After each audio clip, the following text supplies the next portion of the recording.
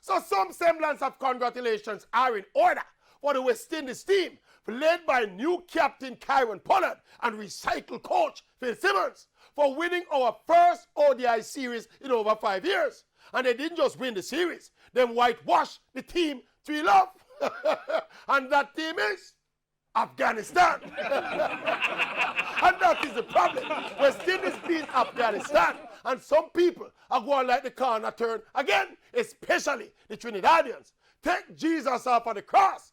It's the almost divine intervention of Phil Simmons and Kieran Pollard why the West Indies have so rapidly improved.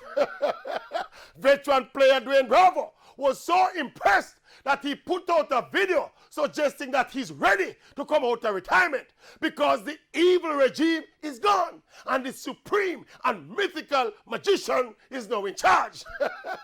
Heights of insular darkness. We should be ashamed to be celebrating victory over Afghanistan. That shows how desperate we have become with West Indies cricket. These people should remember that on this very same tour, after the Afghanistan leg, the Windies will be facing India.